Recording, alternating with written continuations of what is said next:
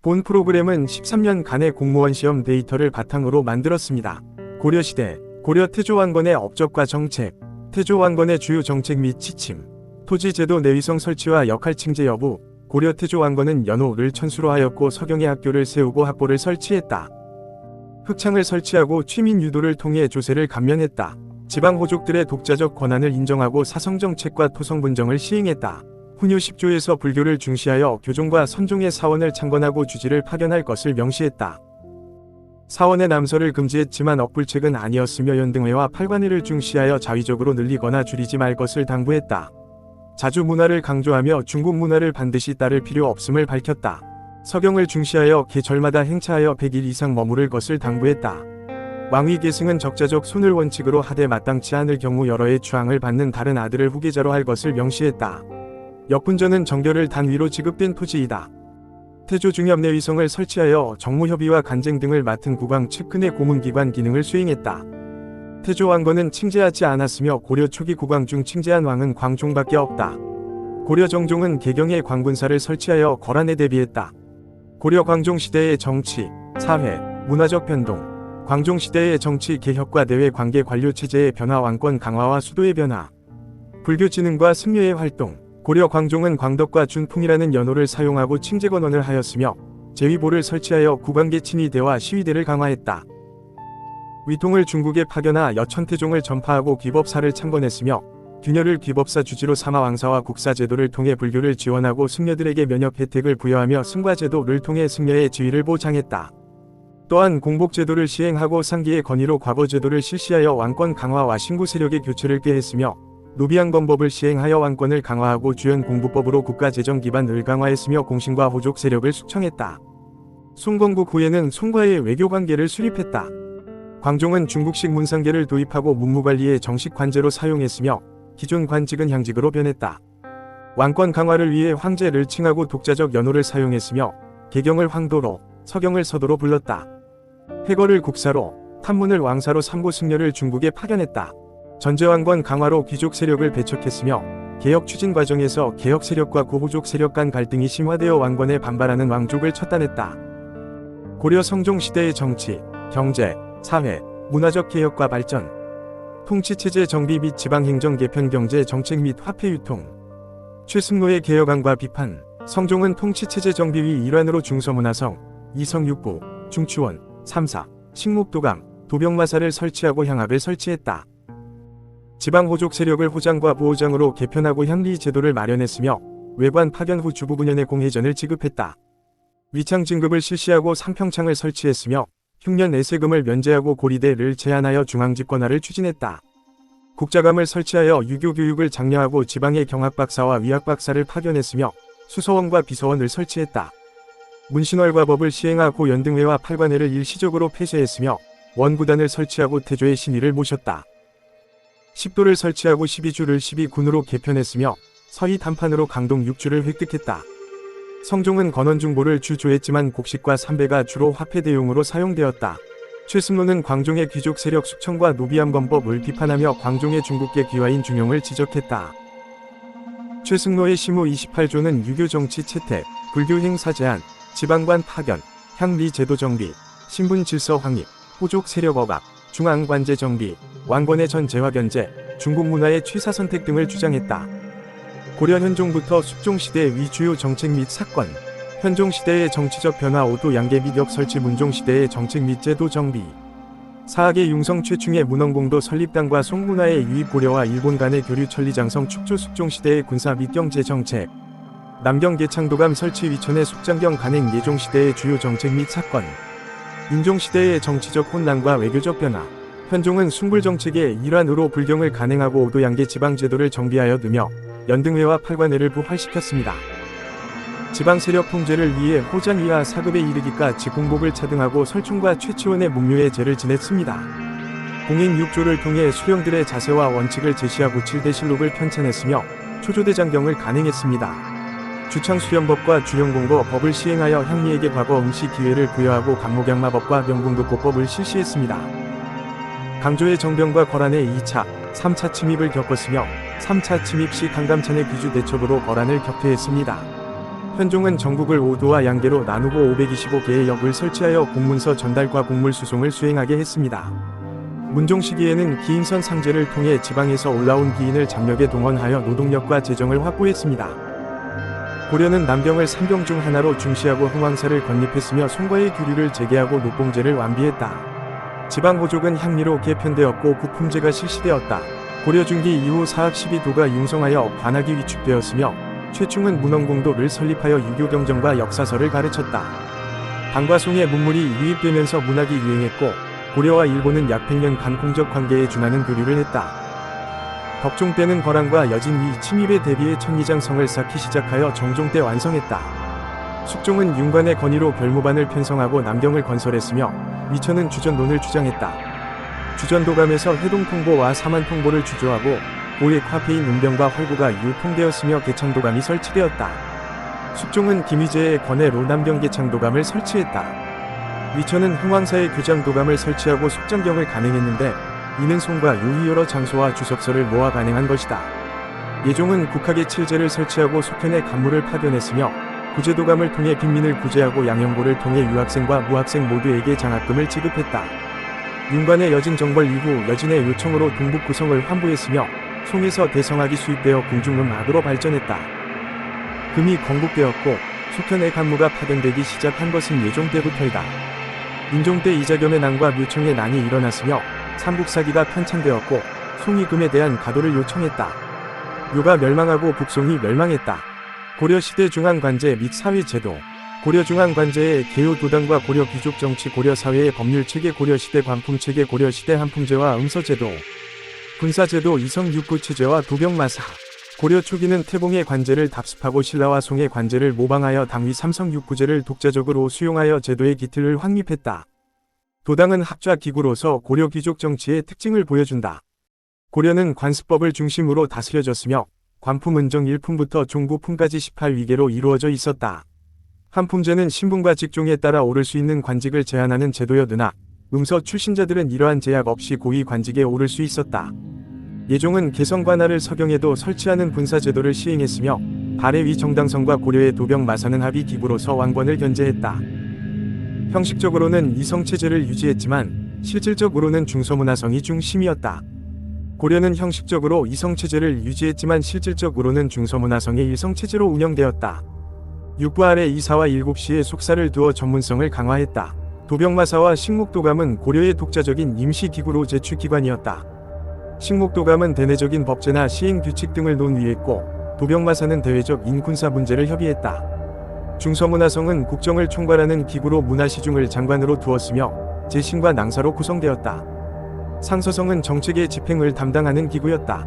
어사대 추부는 국자감 겸 직이 금지되었고 왕명의 출납과 군기를 장악했다. 제신은 육부의 판사를 겸했으며 문화시중은 이부의 판사를 겸했다. 낭사는 간잼, 공박, 서경이 권한을 가졌고 상서성은 상서령이 관할했다. 국가의 중요한 안건은 제추회의에서 논의하고 의결했다. 삼성 육부는 당의 제도이고 중추원과 삼사는 송의 제도를 모방한 것이다. 중추원은 판원사가 관할하며 추밀과 승선이 군사기밀과 왕명출납을 담당했다. 중추원은 이원적 구조이며 왕명출납, 군사기밀, 왕실호위를 담당하는 비서기관이었다. 중추원은 중서문화성 과대등한 위치였으며 제추회의는 제보와 추부의 만장일치 의결로 국가중대사를 결정했다. 고려의 삼사는 화폐와 곡식의 출납을 담당했으며 충렬왕 이후 삼사의 관원은 도평의사사에 참여했다. 어사대는 시정의 시비를 감찰하고 탄핵하는 기구로 중서문화성 낭사와 함께 언관으로서 대성의 역할을 수행하며 관리 서경과 왕명에 대한 공박을 담당했다.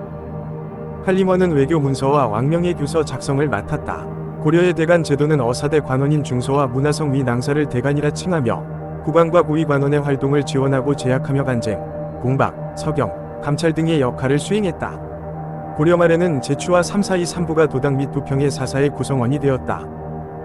조선시대 중추원은 왕명 출납, 병기, 군정, 수비 등을 담당했으나 태종 때 병조에 병합되었고 이후 승정원에서 왕명 출납을 담당했다. 세조 때 중추부로 부활했으며 고종 때 중추원으로 계칭되어 의정부 소속이 되었다. 일제강점기 이후 조선 총독부의 자문기관이 되었다. 조선시대 삼사는 언론 담당 및 학술기관으로서 감찰, 탄핵, 국왕 자문 역할을 수행했다. 문관 인사는 2부에서 담당했으며 고려시대 관리들은 녹패를 제시하고 녹봉을 수령했다. 고려시대에는 당류를 참작한 법률이 시행되었으나 관습법을 따르는 경우가 많았고 속동제도가 있었다. 지방의 중요 사건은 삼심을 거쳤으며 고려 형법은 당류를 참작하여 만들 어졌고 반역죄와 강상죄를 중죄로 다스렸다. 고려시대는 관습법으로 사회 질서를 유지했다. 고려시대에는 반역죄와 강상죄를 가장 큰 범죄로 취급했다. 형벌은 태장도 유사가 있었으며 태장도는 수령이, 유사는 안찰사나 중앙에서 담당했다. 기본적으로 실용주의를 원칙으로 했지만 일정 금액을 내고 형벌을 대신하는 수법이 있었으나 신분에 따라 차이가 있었고 중범죄는 해당되지 않았다. 기양형은 일정 신분 이상의 사람이 죄를 지었을 경우 봉관지로 돌아가도록 하는 형벌이었다. 70세 이상의 노부모를 봉양할 가족이 없는 경우 형벌 집행을 보류해 주었다. 서경권은 왕명에 따라 당하반 임명시나 법의 개혁 시에 적용되었고 중서 문화성과 어사대의 대간이 동의 절차를 진행했으며 모든 관리 임명 시 적용되었다. 조선시대의 서경권은 5품 이하의 당하반 임명 시에 적용되었다. 고려 태조 때 신라계 통의 학자를 등용하고 개경과 서경의 학교를 건립했다. 고려 성종 때 교육조서를 반포하고 지방 9년에 향교를 설치하여 지방관리와 서민교육을 담당했다. 국자감을 설치하여 경학부와 유학부를 두었으나 전공 선택은 신분을 기준으로 했다. 평민도 국자감에 입학할 수 있었지만 기술학부로 제한되었다. 고려 중기에는 최충의 문헌공도 등 사학 12도가 융성하여 관학교육이 위축되었다. 고려시대 관학진흥책으로 현종은 최치원과 설총을 추봉하고 문묘의 제를 지냈으며 예종은 국자감에 칠제를 설치하고 양현고를 설치했으며 왕궁 안에 청영각과 보문각을 설치하고 유교교육을 전문화하며 국자감을 국학으로 계칭했다. 고려의 무관은 예종 때 시행되었으나 문신들의 반대로 인종 때 폐지되었고 공양왕 때 정식으로 과거가 실시되었다. 숙종은 국자감을 재정비하고 서적포를 설치했으며 기자사당에 제를 지냈다.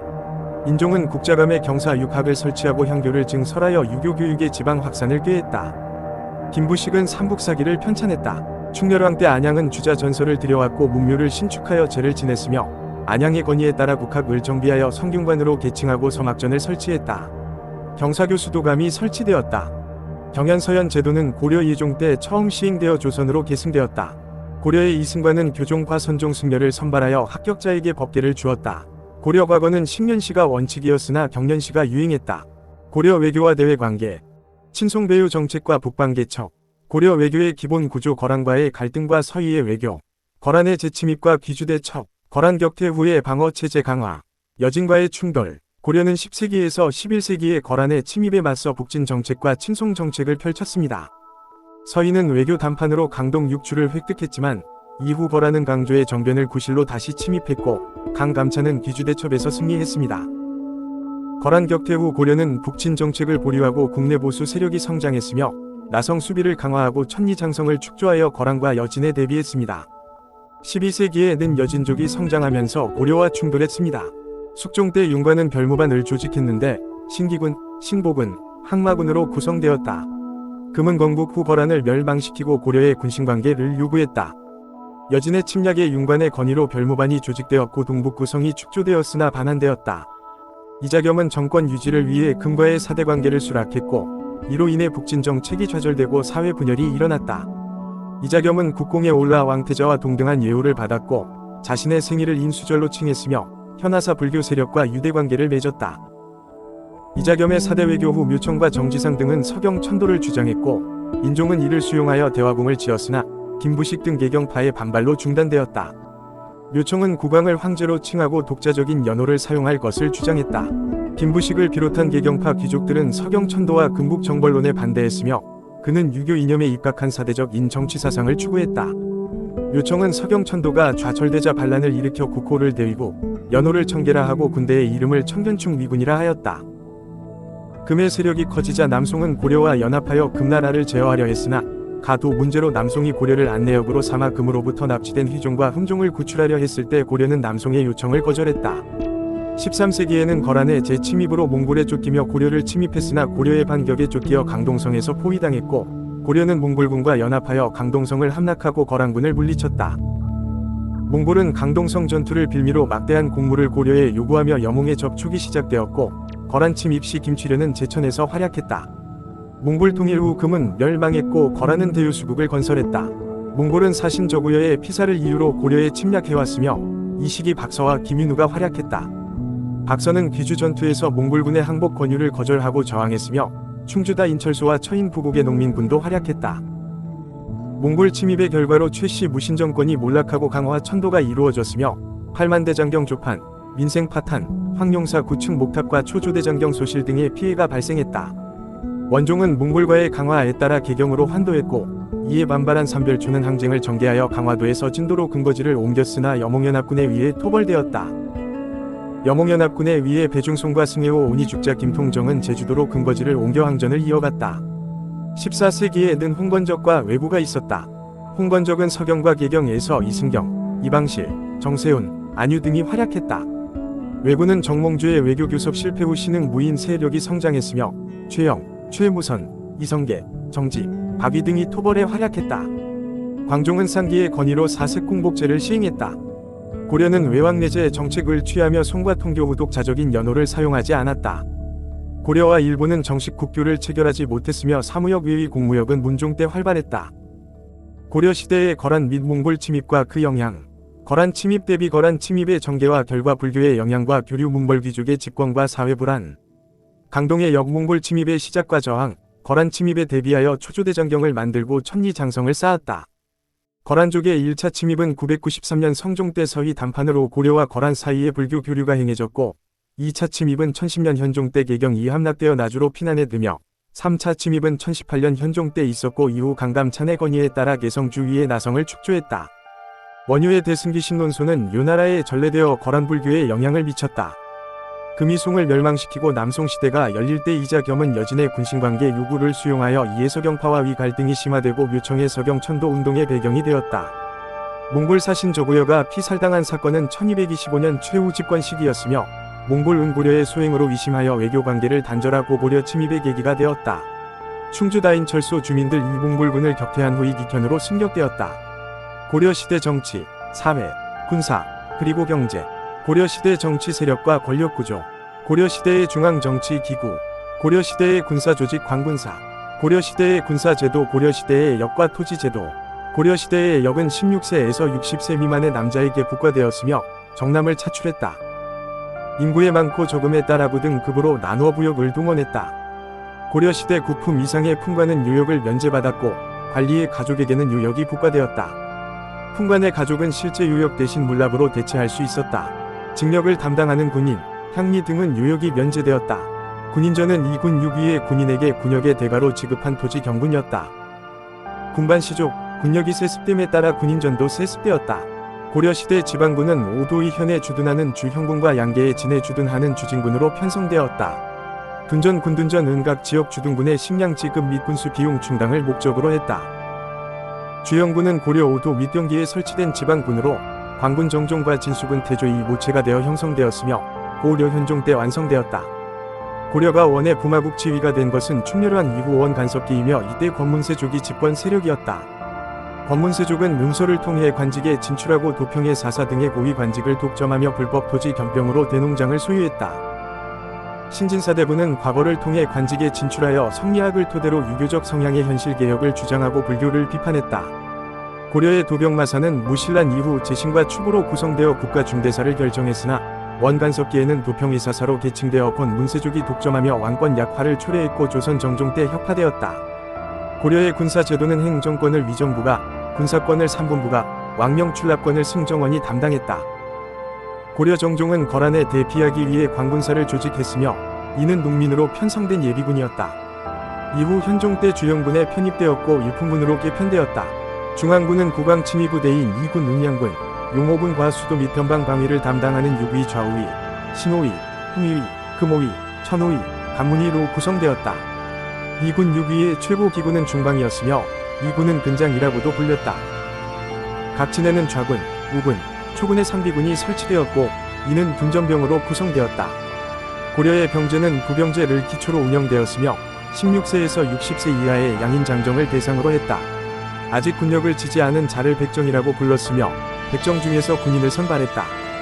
고려시대에는 16세에서 60세 미만의 남자에게 부역이 부과되었고 인구수에 따라 부등급으로 나누어 동원했다. 구품 이상의 품관은 유역을 면제받았으나 관리에 가족에게는 유역이 국과대 없고 물납으로 대체 가능했다. 징역을 담당하는 군인 과향리는 유역을 면제받았다. 군인에게는 군역에 대가로 군인전이 지급되었고 군역이 세습됨에 따라 군인전 또한 세습되었다. 고려시대 지방군은 주형군과 주둔군으로 편성되었으며 군전은 주둔군의 식량 지급 및 군수 비용 충당을 목적으로 운영되었다. 주형군은 광군과 진수군을 모체로 형성되어 고려 현종 때 완성되었다. 고려의 군대는 보승군, 정용군, 일품군으로 구성되었으며 주로 농민들로 이루어졌다. 양계에는 집마다 좌군과 오군 중심의 주진군이 주둔했고 병마사가 배치되어 군사를 중시했다. 주진군은 상비군과 예비군으로 조직되었으며 호군은 국경을 수비하는 상비군이었다. 중방은 문종 때 설치되어 정중부에 난 이후 최고 기관화되었고 교정도감은 최충원이 반대파 감시 및 숙청 목적으로 설치하여 조세, 행정, 감찰 업무를 수행했다. 도방은 무신집권기의 사병 집단으로 경대승이 신변 보호 목적으로 설치했으며 최충원 집권 이후 조직이 확대되어 최씨 정권 유지의 핵심 기구가 되었다. 서방은 최씨 무신 집권기의 문신수비 기관으로 설치되었다. 정방은 최후가 인사권을 장악하기 위해 설치한 기관이며 정색 승선을 장으로 하였다. 서방 또는 정방은 무신 집권기의 문신의 정치 참여를 가능하게 했다. 1170년 경인의 난으로 무신정권이 성립되었고 정중부, 이해방 등이 무신정변을 일으켜 정권을 장악했다. 이해방을 제거하려는 김보당의 난과 조이총의 난 등 반무신 난이 일어났으며 망이, 망소이의 난은 과도한 세금 납부에 반발하여 일어났다.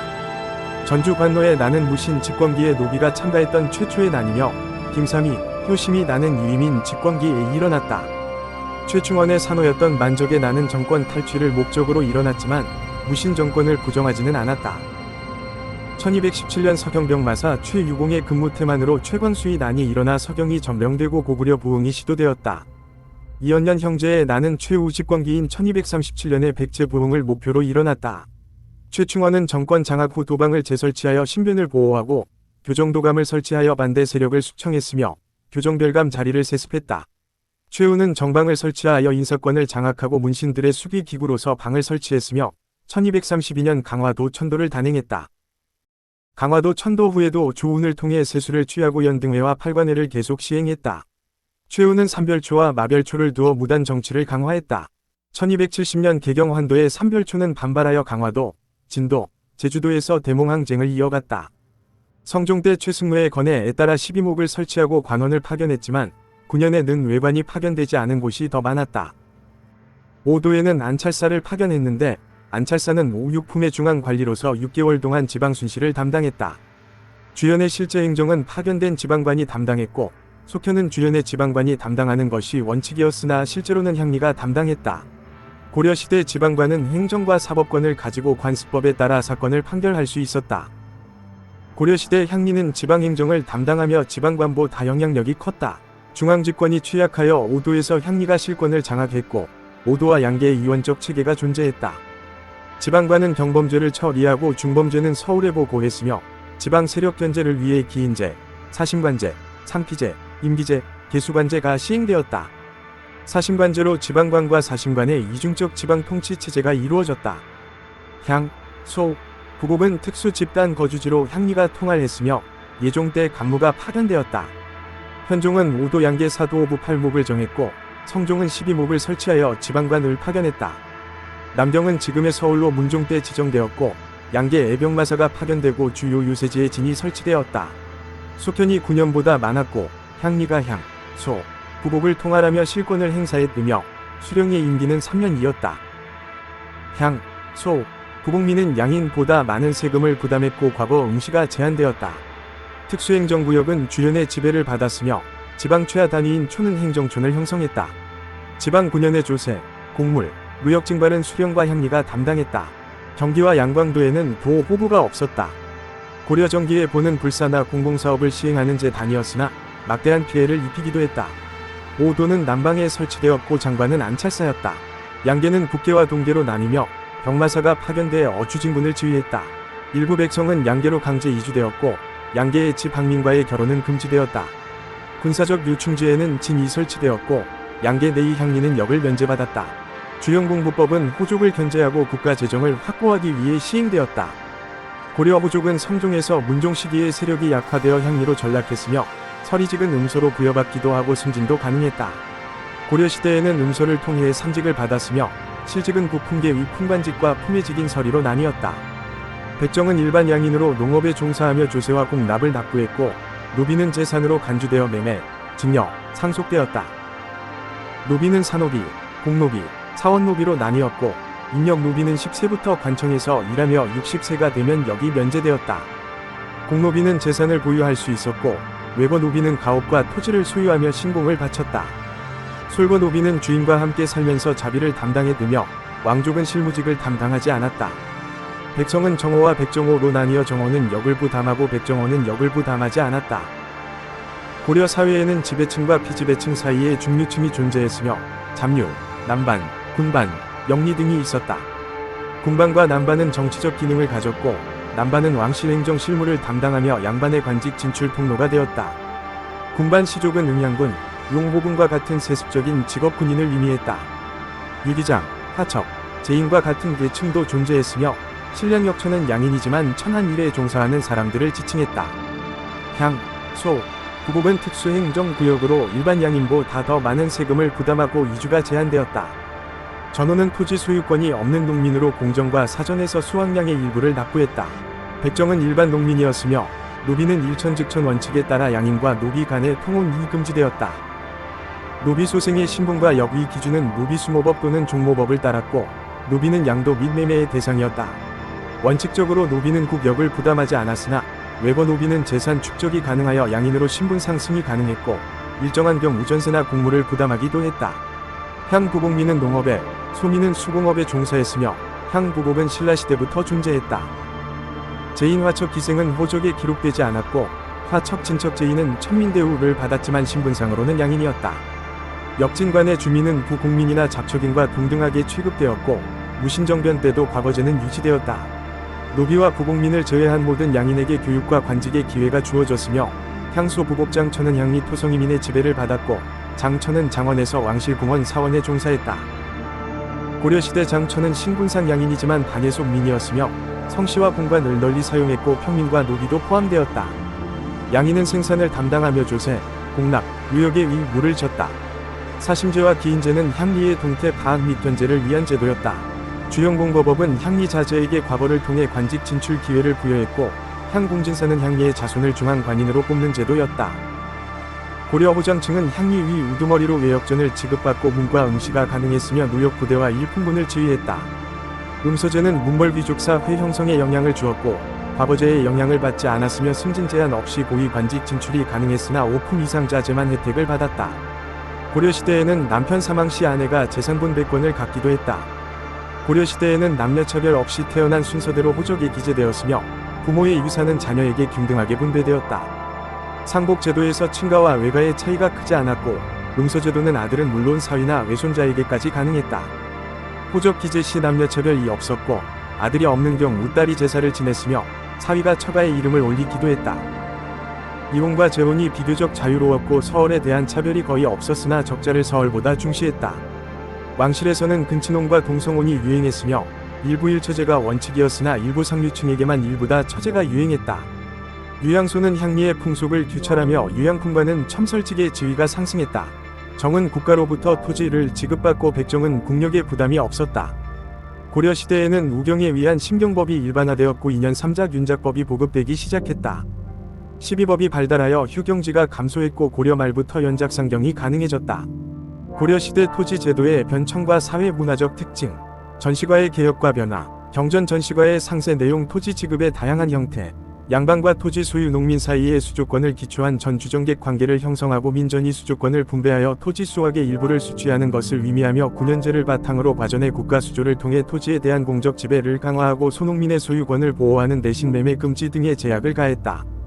역분전은 고려 태조가 충성도와 인품을 반영하여 지급했고 시정전시관은 고려 경종이 전현직 관리를 대상으로 관등의 고하와 인품을 반영하여 토지를 분급했으며 사색 공복제를 바탕으로 일정한 직무가 없는 상관에게도 지급되었다. 전시과에서는 전지와 시지를 함께 지급했으며 공음전은 세습되었다. 전시관은 관료에게 18등급으로 나누어 전지와 시지에 대한 수조권을 지급하고 죽거나 관직에서 물러날 때 반납했다.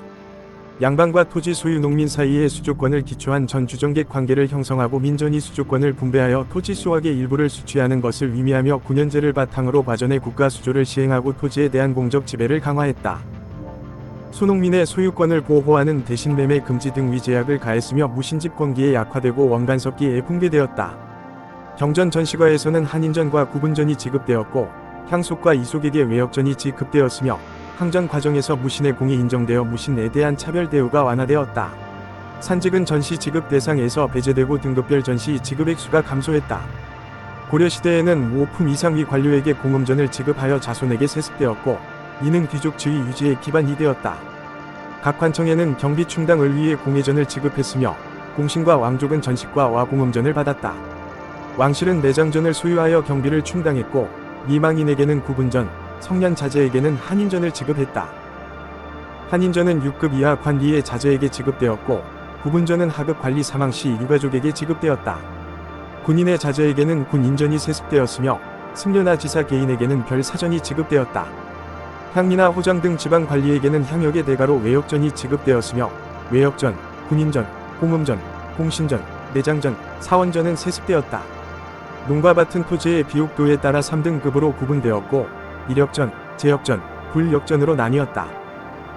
녹과전은 고려 고종과 원종 때 시행되었으며 국가재정 악화로 녹공 대신 경기 8현의 토지를 지급했고 무신정변 후 전식과 체제가 붕괴되며 대토지 점유와 녹장이 확대되었으며 전현직 관리 모두에게 지급되었다. 황무지 개간과 농업기술 개발은 농업소득을 올리기 위한 수단이었으며 후기에는 해안 지방 저습지 간척이 이루어졌고 강화도 피난중 강화도 간척이 진행되었으며 초기에는 휴안 농법과 산전 개발이 유행했다. 고려시대 문학과 음악의 흐름. 고려 음악의 발전과 특징. 고려시대의 불교 미술. 고려시대 서예의 흐름. 고려시대 문학의 전개. 고려 정종 때 나래와 처용무는 악기를 쫓는 위식이었다.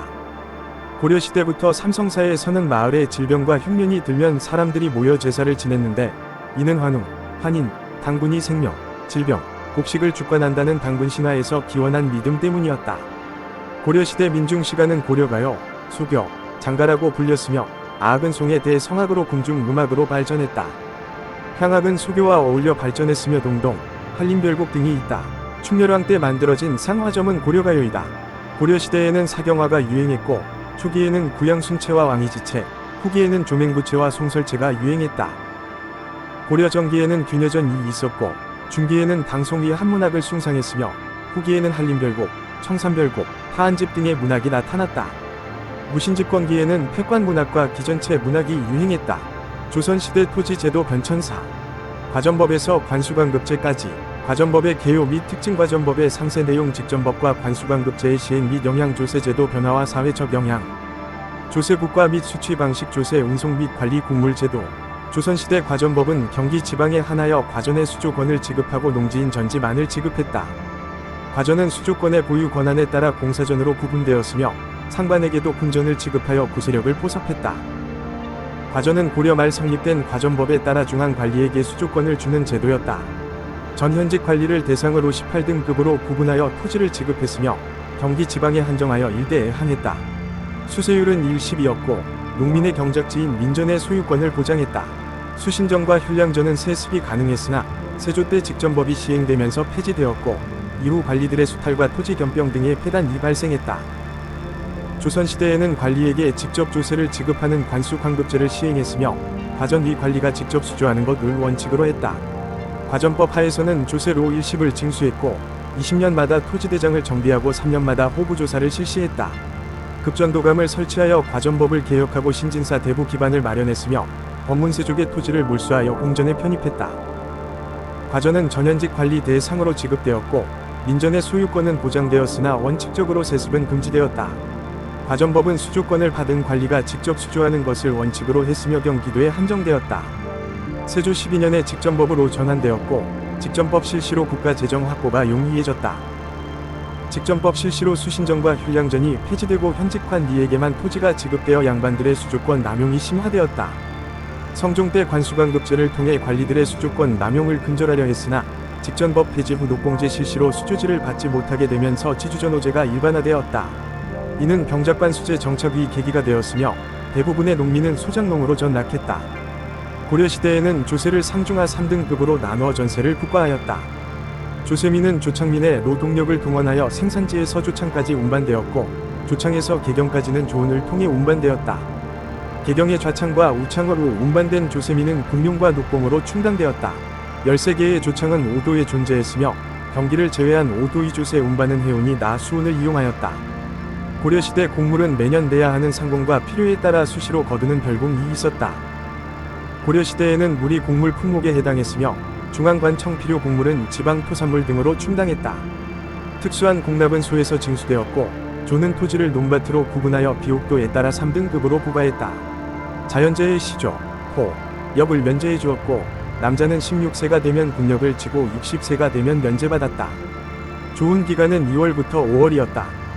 수조권은 상공전과 사전 모두 일시원칙이었고 소유권은 지주전호제에 의해 사전은 1위, 공전은 1사원칙이었다.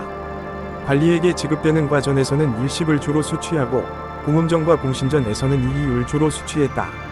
황폐해진 진전을 개간할 때 주인이 없으면 개간한 사람의 토지로 인정해 주었다. 향도의 역사와 역할. 삼국시대부터 조선시대까지 향도의 정의와 구성, 향도의 발전과 역할, 시대별 활동 변화, 고려시대의 활동. 향도는 삼국시대부터 조선시대에 걸쳐있던 농민 조직으로 불교신앙 조직이며 매향이라고도 불렸다. 향도는 자발적인 결사체로 신앙적 성격이 강했으며 향리 등의 지도를 받아 군현민이 참여했다. 초기에는 국태안민과 내세구원을 위해 바닷가 갯벌에서 조직되었으나 점차 전국민적인 농민 공동체로 발전했다. 향도는 불상이나 석탑 제작, 절을 지을 때 주도적인 역할을 했으며 고려 전기에는 대규모 불사에 치중했으나 고려 후기에는 소규모 법회나 매향 등의 활동을 벌였다. 조선시대에는 불교신앙 활동보다는 향촌 공동체의 상부상조 활동에 더 치중했다. 고려시대 미륵향도는 큰 사찰이나 탑을 지을 때 노동력을 제공하기도 했다. 향도는 불교신앙 조직에서 농민 조직으로 발전하여 공동체 생활을 주도했다. 향도의 구성원은 수십 명에서 수백 명에 이르렀으며 지방 향리층이 활동을 주도했다. 조선 후기에는 향리를 중심으로 신향이 성장하여 구향과 향전이 발생했다. 지방 사족들은 향도를 향약의 하부 조직으로 편입하려 했으며 향약은 유교 윤리와 질서 유지에 맞게 구성되었다. 조선 후기 분홍층 성장과 몰락 양반 증가로 사족 중심 향촌 질서가 변화하고 양반 권위가 약화되었다. 조선시대에는 촌락단 위에 동약을 실시하거나 족적 결합을 강화하여 지위를 유지하려 했고 동족 마을이 생겨나고 문중을 중심으로 서원과 사호가 세워졌다. 조선 후기에는 수령권 강화와 함께 향리의 권한도 강화되었고 정조 때에는 수령이 향약을 직접 관리하고 통제했다. 또한 좌수와 별감 등 향임직을 돈으로 거래하는 폐단이 발생했다.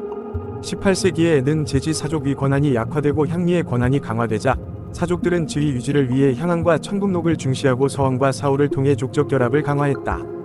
고려시대 사회와 경제, 제도, 농업, 상업 및 수공업. 고려시대의 주요 기관 농민들의 토지 경작 방식. 고려시대 농업의 발전과 변화.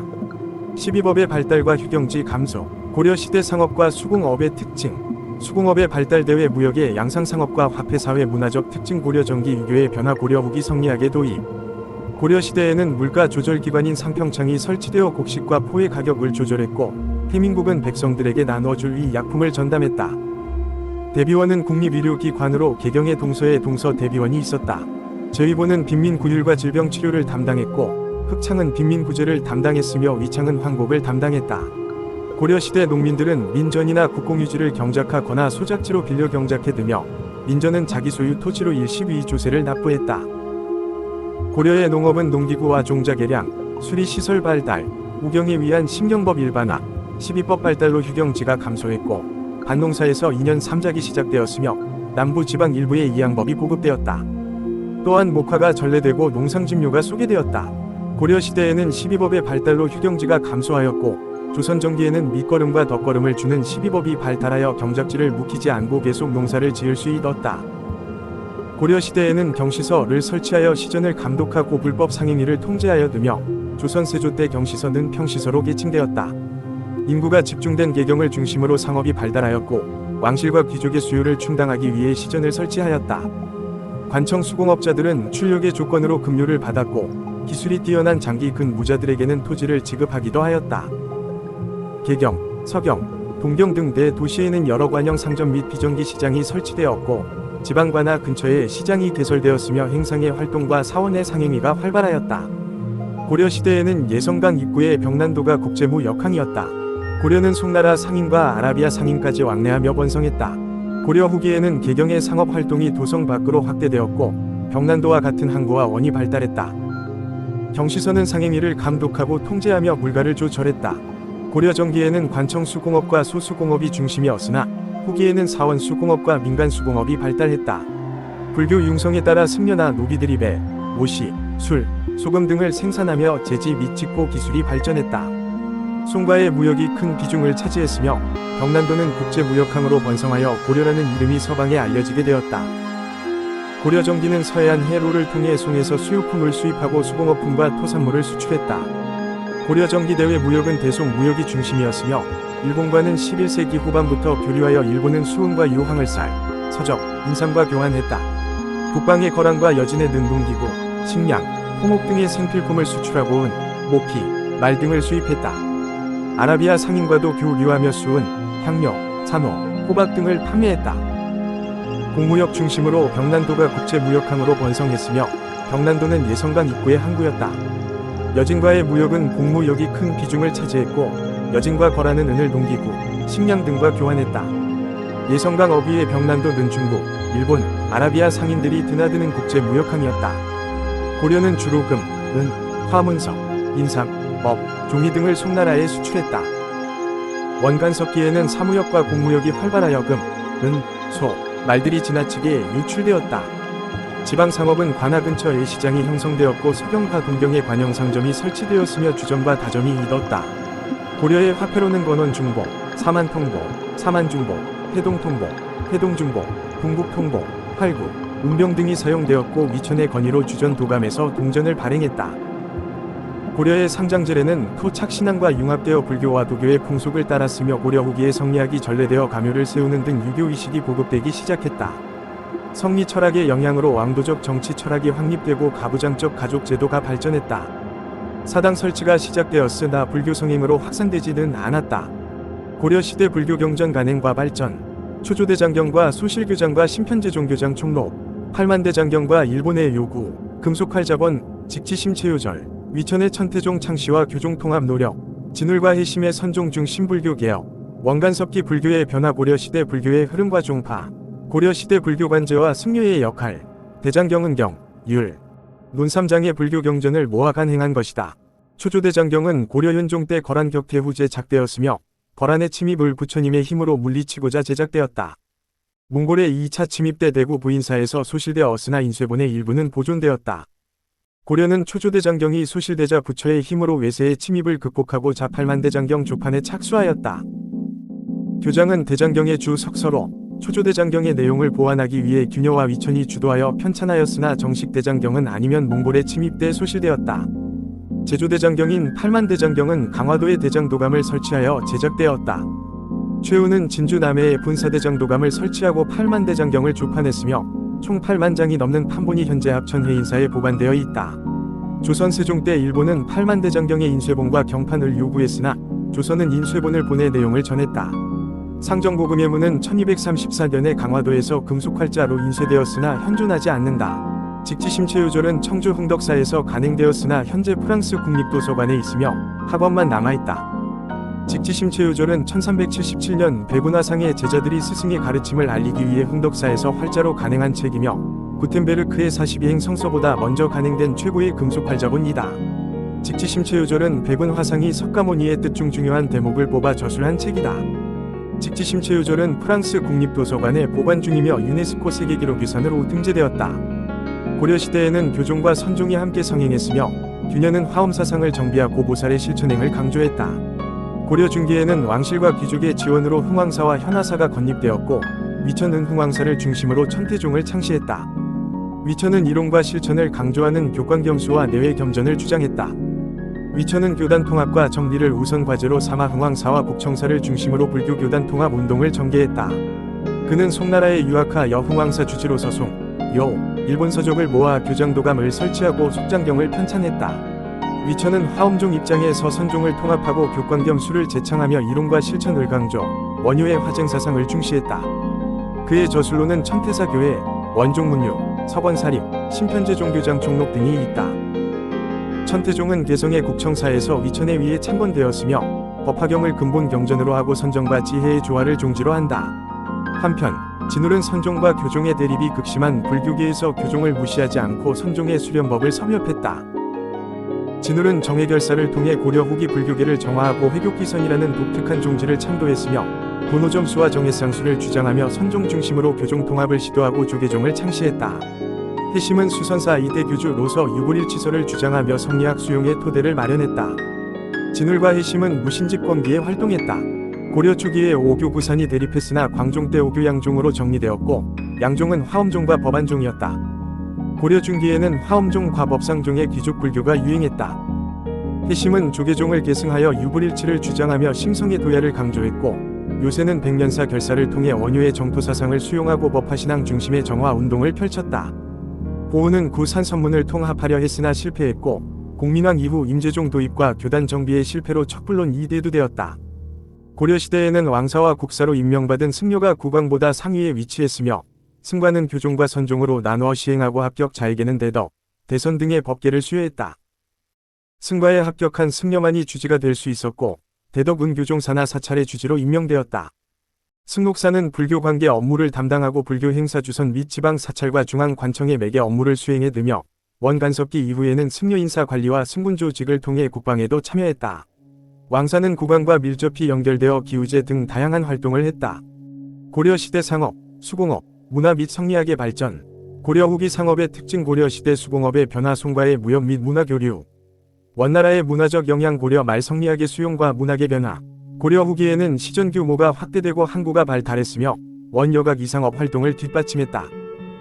고려 전기에는 관영 수공업과 소수공업이 발달했고 후기에는 농촌 수공업과 사원 수공업이 발달했다. 송과의 무역을 통해 비단, 약재, 서적을 수입하고 목판 인쇄술, 도자기술, 은입사 기술을 전파했으며 월정사 팔각구 층탑과 금산사 육각다층 석탑이 세워졌다. 또한 원나라로부터 전래된 문화도 있었다. 고려 말에는 현실 사회의 모순을 시정하기 위한 개혁 사상으로 성리학이 수용되었고 실천적 성격이 강조되었다. 성리학의 전례로 고려 불교는 쇠퇴하고 새로운 국가 사회의 지도 이념으로 등장했다. 고려시대 역사서 편찬의 흐름, 초기 역사서 편찬과 실록 위 수실, 일련의 삼국유사, 민족 문화와 전통의 강조, 무신 집권기 및 원 간섭기 역사서, 다양한 시각과 민족 의식, 무신 집권기에는 현실 도피적인 성격을 지닌 폐관 문학과 가전체 문학이 유행했다. 김부식이 왕명을 받아 편찬한 삼국사기는 우리나라 최고의 역사서로 유교적 합리주의 사관에 기초하여 서술되었다. 현존하는 우리나라의 가장 오래된 역사서이며 기전체 사서로서 본기, 지, 표, 열전으로 구분되고 신라사 중심으로 서술되어 총 50권으로 구성되었다. 삼국유사는 일련이 편찬하였고 9편으로 구성되었으며 당군을 우리 민족의 시조로 여겨 당군 신화를 수록하는 등 우리 전통과 문화를 중시하였다. 삼국유사는 불교사 중심이 야사이며 고대의 민간 설화나 전래 기록을 수록하는 등 고유 문화와 전통을 중시했고 고조선부터 후삼국까지 구성되어 민족적 자주의식을 고양했다. 삼국유사는 신화와 민간 설화를 기록하고 민족의 시조로 당군을 내세웠으며 자유로운 형식으로 저술되어 총 5권으로 구성되었다. 회동고승전은 각훈이 편찬한 책으로 삼국시대부터 고려시대까지 승려 30명이 정기를 수록하여 한국불교를 중국불교와 대등하게 파악했다. 이승유는 제왕운기를 통해 당군조선부터 우리나라 역사를 중국사와 대등하게 서술했다. 이규보는 동명왕편을 저술하여 동명왕의 엄적을 칭송했다. 김관희는 편년통록을 편찬하여 왕실의 계보를 정리했지만 현재는 전해지지 않는다. 민지는 본조편년강목을 편찬했는데 이는 주자위 강목법을 도입한 최초의 성리학적 역사서이다. 이재현은 사략을 통해 태조부터 숙종까지 역대 임금의 지적을 정리했지만 현재는 사론만 남아있다. 고려시대와 원간섭기의 역사적 변동, 고려 초기의 대외 관계 및 항로, 여진족과의 관계 및 별무반, 삼별초의 조직과 구성 삼별초의 항쟁과 결과 영웅연합군의 일본 원정, 원간섭기의 정치, 사회, 문화적 변화, 성리학 도입과 유학교육 진흥, 충선왕의 개혁 정치와 망권당 활동과 역사 편찬, 충수광, 충혜왕, 충무광의 개혁 시도, 공민왕의 반원 개혁과 인물들의 활약, 산동반도는 삼국시대부터 한강 유역에서 가장 가까운 항로였다.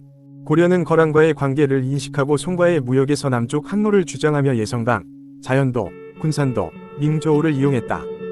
여진족의 완행부가 여러 부족을 통합하여 정주 진출 후 고려와 충돌했고 고려는 패배했다. 융관은 별무반 조직을 건의했고 예종 2년에 융관 이 동북방면의 여진족을 정벌했다. 척경입비도는 융관이 동북 구성을 개축하고 비석을 세우는 장면을 그린 것이다. 동북 구성 환보부 여진족은 금을 건국하고 고려의 군신관계를 요구했으며 이자겸의 사대외교가 시작되었다. 삼별초는 최씨 정권의 무력 기반으로 좌별초, 우별초, 신해군으로 구성되었으며 상층부는 가동, 하층부는 문객이라 불렸다. 삼별초의 항쟁은 원종 및 친몽 정책에 대한 불만과 최후의 사병 집단에서 시작된 항몽 세력이라는 배경을 가진다. 강화도에서는 배중손이 항몽 무인 정권을 수립했고 진도에서는 용장성이 있었다. 제주도에서는 김통정의 저항이 있었으나 영웅연합군에 의해 진압되었다. 결과적으로 원은 제주에 탐라총관부를 설치하고 목마장을 설치했다. 영웅연합군은 일본 정벌을 시도했으나 태풍으로 실패하고 재정적 어려움이 발생했다. 원간섭기의 영향으로 관제가 격화되어 이성 6부는 일부 사사로 개편되었고 영토를 상실하여 상성총관부, 동경부, 탐라총관부가 설치되었다. 원나라 사람들을 위해 응방을 설치하여 매화해 동청을 징발했으며 원나라의 궁녀 요구로 결혼도 감을 설치했다. 개경의 치안을 담당하고 반원 인사를 색출하기 위해 순마소를 설치했다. 충렬왕은 중서문화성과 상서성을 합쳐 첨예부로 육부를 사사로 통합했으며 원의 정동행성이 설치되었다. 충렬왕 때는 쇠은을 만들어 유통시켰으며 원의 정동행성 설치와 여원의 일본 정벌은 원세조의 죽음으로 중단되었고 동령부와 탐라 총관부가 반환되었다. 충렬왕과 충선왕 부자위 왕의 계승 다툼은 충선왕의 승리로 끝났다. 안양은 충렬왕 때 성리학을 고려해 수기하고 성악전 설치를 제안했다. 충선왕은 재상지종을 지정하고 입성책동을 폐지했으며 정방을 폐지하여 인사권을 장악하고 문안서를 사림원으로 계칭했다. 또한 근친혼을 금하고 신진사대부를 등용하여 권문세족을 견제했으며 대농장 소유로 인한 폐해를 시정하려고 전농사를 설치하고 가견법을 제정했다. 충선왕은 충수광에게 왕위를 물려준 후 망권당을 지어 학자들과 교유했다. 이재현은 망권당에서 원나라 학자들과 교유했으며 국사 편찬을 위해 사략을 편찬했는데 여기에는 왕권 중심의 국가 질서를 회복하려는 위식이 반영되었다. 충수광은 찰리변 이도감을 설치하여 경제개혁을 시도하고 사신관제도를 폐지했다. 충혜왕은 편민조례 추변 도감을 설치하여 개혁을 시도했으나 실패했고 충무광은 정치도감을 설치하여 녹과전의 폐단을 시정하려 했다. 공민왕은 원간섭기를 종료하고 기철 등을 처단하며 보원배 세력을 제거했다. 공민왕은 반원자주 정책을 본격화하여 몽골풍을 폐지하고 관제를 복구했으며 전민변정도감을 통해 신돈을 등용하고 과전법을 실시했다. 유인우는 상성총관부 철원 이북당을 무력으로 탈환했으며 홍건적의 침입으로 개경에 함락되어 복주로 피난갔다. 아문소를 폐지하여 원위 내정 간섭을 배제하고 성균관을 유교교육기관으로 개편하여 유교교육을 강화했다. 명의유동 진출로 여명관계가 악화되었으며 공로가 있는 무인이나 향리에게 첨설직을 부여했다. 원의 제도를 모방한 과거 삼층제가 실시되어 고시관의 역할이 축소되고 고왕의 역할이 증대되었다. 이색은 성균관 대사성을 역임하며 성리학 고급에 공헌했고 정몽주는 이색의 문화에서 수학했다. 최무선은 화약을 만들 어외구를 격퇴하고 화통도감을 설치했다. 최영은 홍건적을 격퇴하고 외구를 무찔렀으며 우왕 때는 화통도감을 설치하여 화약 제조 기술을 익혔다. 길제는 우왕 때 성균관 박사가 되었으나 고려 왕조의 패망을 직감하고 낙향하여 조선 건국 후에도 벼슬 내 나아가지 않았다. 창왕 때는 박위가 스시 말을 정벌했다. 공양왕은 삼분도 총제부를 설치하고 무과를 실시해 두며 과전법을 실시하고 우리나라 최초의 지폐인 저화를 발행하기 위해 자섬저 화고를 설치했다. 몽골과의 혼인으로 몽골어에 능숙한 사람이 출세하고 권문세족으로 성장하는 경우가 있었다. 만호부를 설치하여 십진법으로 군대를 편성했으며 북방가마 기술 도입으로 청자색이 퇴조하고 분청사기 제작 토대가 마련되었다. 초조대장경과 황룡사 9층 목탑이 소실되었고 과거는 문학 중심에서 경학 중심으로 변화했다. 이성 6부는 첨예부 사사체제로 충추원은 밀직사로 격화되었다. 응방은 매를 수탈하기 위해 설치되었고 결혼도 감은 궁녀 징발을 목적으로 설치되었다. 원간섭기에는 원의 법률이 적용되었으며 고려 음악은 향악, 당악, 아악으로 나뉜다. 고려시대의 예술과 건축 양식. 고려시대의 예술의 종류. 고려시대 건축 양식의 특징. 고려시대의 서예와 공예. 고려 초기에는 주심포 양식이 유행했고 후기에는 다포 양식이 유행했다. 주심포 양식은 고려시대의 일반적인 건축 양식이며 다포 양식은 고려 후기에 등장하여 조선시대에도 유행했다. 봉정사 극락전, 수덕사 대웅전, 부석사 무량수전은 주심포 양식을 대표하는 건물이다. 성불사 응진전과 서광사 응진전은 다포 양식 건물이다.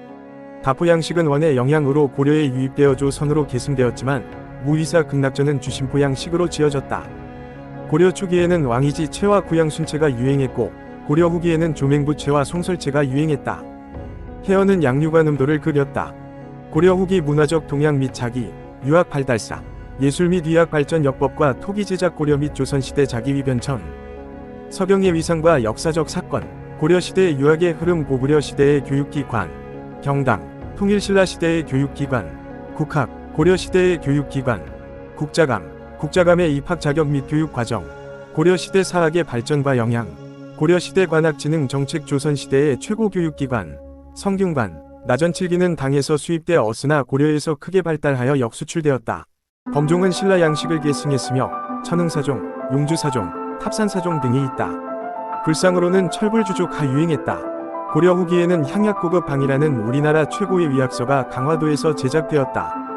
신진사대부들은 향가의 형식을 계승하면서 송나라 문학과 음악의 영향을 받아 경기체가라는 새로운 시가를 형성했다. 역법은 고려 초기에 당위 선명력을 사용하다가 후기에 원의 수시력, 국민왕 때 명의 대통령을 사용했다.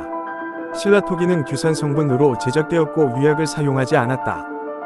고려 청자는 10세기 신라 토기의 변형에서 시작되어 송나라 자기 기술을 도입하여 발전했으며 전기에는 선을 특징으로 하는 순수 청자를 만들었고 중기에는 비색 순청자를 만들며 상감법을 개발하여 상감청자 단계로 발전했다. 상감청자는 나전칠기나 은입사 기술을 응용하여 만들어졌으며 상감법은 고려의 독자적인 기술이다. 상감청자는 분청사기로 위 변화와는 관련이 없으며 원나라의 간섭기에 쇠퇴하였다. 분청사기는 궁궐과 관공서에서 널리 사용되었으며 청자에서 백자로 넘어가는 과정에서 만들어져 조선 초기에 유행하였다. 분청사기는 북방가마 기술의 영향을 받았으며 16세기 초 백자 등장 후 쇠퇴하였다. 백자는 조선의 대표적인 자기로 조선 중후기에 제작되었으며 조선시대 17세기에는 순수 백자와 청화백자가 발달했고 18세기에는 철사백자와 진사백자가 유행하였다.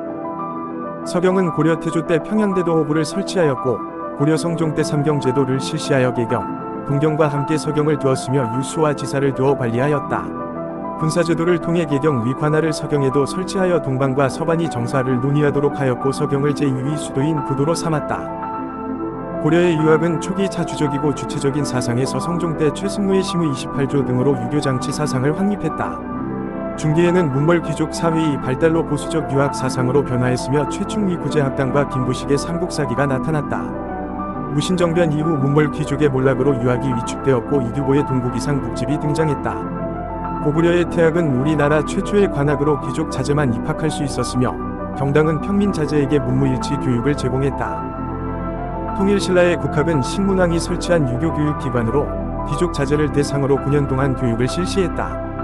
국자감은 성종 때 개경에 설치된 국립대학으로 유학을 중시하며 유학과 기술을 교육했다. 고려 후기에는 성균관으로 계층되었고 유학만 교육했다. 귀족 자제를 대상으로 관리 양성 및 유학적 학문 연구를 했으며 유학은 귀족 자제만 대상으로 교육했다. 국자학은 3품 이상, 태학은 5품 이상, 시문학은 7품 이상 자제가 입학했고 기술학부는 8품 이하 하급 자제나 평민이 입학했다.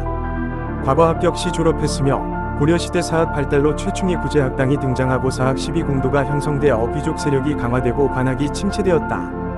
이에 숙종은 서적포를 설치하고 예종은 칠제를 국학 내 설치하여 관학지능을 도모했다. 국자감이 국학으로 계층되었고 국학 내에 양형고가 설치되었다. 인종은 경사 육학을 정비하고 향교를 설치했다. 충렬왕은 국학을 성균감으로 계층하고 문묘의 제를 지냈으며 서막전을 설치했고 경사교 수도감을 설치하여 경전과 역사 교육을 강조했다. 공민왕은 성균관을 순수 유학교육기관으로 개편했다. 조선시대 관립 최고교육기관인 성균관은 생원, 진사 또는 입학시험 합격생인 15에서 30세의 양반 자제가 입학 자격이 있었으며 대사성과 박사가 학생들을 가르쳤다. 성균관 유생들은 동제와 서제에서 생활하며 부당한 처사에 대해 동맹유학, 집단 시위, 수업 거부 등으로 시정을 요구했다. 성균관 유생은 성균관 기숙사에서 생활하며 문묘종사나 정부의 불교 숭상 움직임에 대해 집단 상소를 했다. 성균관 유생은 원점을 300점 이상 취득해야 대과에 응시할 수 있었다.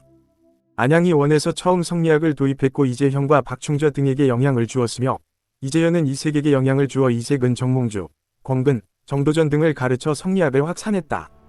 이색은 성균관의 책임자인 대사성이 되어 성리학 연구를 심화시켰다. 향교는 고려와 조선시 대지방에 세워진 관립학교로 고려 인종 때 모든 주에 설치되었고 조선시대에는 각 군현에 설립되어 어수령의 책임하에 운영되었다. 양인 자제가 입학하 여소과에 응시할 수 있었고 교생은 군역이 면제되었다. 향교는 전국 부목군현에 하나씩 설립된 국립교육기관으로 조선시대의 모든 군현에 세워졌다. 16세기 이후 서원이 생겨나 교육적 기능을 빼앗겼다. 서원은 선현에 대한 제사와 교육을 담당하며 성리학과 향촌 문화 발전에 기여했고 사익되면 국가로부터 토지와 노비가 지급되어 느나 서원의 수가 증가하며 국가 경제에 피해를 주기도 했다. 향교는 고종 때 과거제 도 폐지로 학교 기능을 상실했다. 승보시 합격 시 성균관 입학이 가능했고 성적에 따라 생원이나 진사에 응시할 수 있었다. 고려 초기에는 귀족 자제들이 별도 시험 없이 예부시에 응시했지만 법종 이후에는 국자감시 합격이 필수였다. 예부시 합격자에게는 홍패와 동과전이 지급되었다. 무과는 고려 말 공민왕 때부터 시행되었으며 법제 상향인 이상이면 응시 가능했지만 노비와 부복민은 제외되었다. 예부에서 관장하며 3년에 한 번 식년시를 치렀다. 제술업은 귀족과 상층 향리 자제가 주로 응시했고 명경업은 백정이나 장정이 응시 제한이 없었다. 고려시대에는 제술업이 명경업보다 중시되어 합격자를 중용했다. 고려시대에는 과거제와 더불어 음서제를 통해 관리에 진출하는 경우가 많았으며 음서는 가문벌 귀족 사위임을 보여주는 제도였다. 음서 출신자는 한서제 위 제약 없이 고위 관직에 오를 수 있었고 이미 관직에 있는 사람의 직급을 올려주는 전품음서도 있었다. 과거는 광종 때 쌍기의 건의로 처음 시행되었으며 왕권 강화 목적으로 호족 세력을 억압하고 신구 교체를 이루고자 했다. 과거는 제술과 명경과 작과로 나뉘며 경학보다 사장을 중시하고 명경과보다 제술과를 중시했다. 제술과와 명경과는 문관을 음서하거나 동정직이나 산직을 주었다. 작과에는 법률, 회계, 지리, 기술관,